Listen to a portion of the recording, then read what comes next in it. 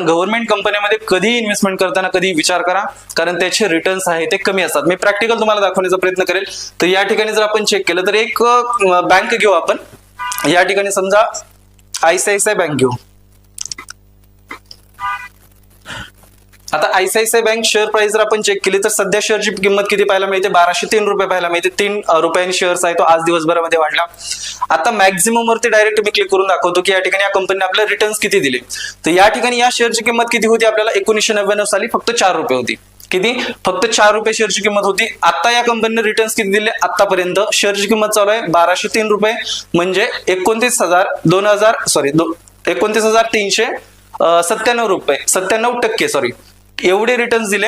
म्हणजे या ठिकाणी 1199 म्हणजे राऊंड फिगर 1200 रुपयाने हा शेअर्स वाढला. फक्त शेअरची किंमत होती 4 रुपये. कधी? 1999 साली. जवळपास 24-25 वर्षाचा कालावधी याच्यामध्ये गेला. म्हणून म्हणतो आजची तुमची इन्व्हेस्टमेंट ही पुढे चालून तुम्हाला फायदा देईल. एका महिन्यामध्ये किंवा 6 महिन्यामध्ये तुम्हाला प्रॉफिट होणार नाही. आता ही फक्त शेअरची किंमत वाढलेली आहे. याच्यामध्ये डिव्हिडंड आणि बोनस जर आपण ऍड केला तर मात्र ही अमाऊंट खूप मोठी होते. ठीक आहे. आता याच्याच कंपॅरिझन मी तुम्हाला एक प्रायव्हेट बँक दाखवतो, गव्हर्नमेंट बँक दाखवतो. समजा SBI जर आपण टाईप केलं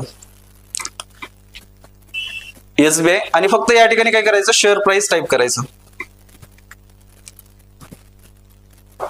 आता या ठिकाणी स्टेट बँक ऑफ इंडियाची शेअरची किंमत किती पाहायला मिळते आपल्याला? 750 रुपये.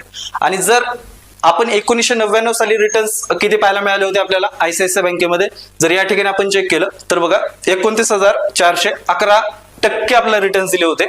आणि जर आपण आता गव्हर्नमेंट बँकेमध्ये जर चेक केलं तर या कंपनीने 4,873% रिटर्न्स दिलेत. म्हणजे हे रिटर्न्स खूप कमी आहेत जर कम्पेअर केलं तर.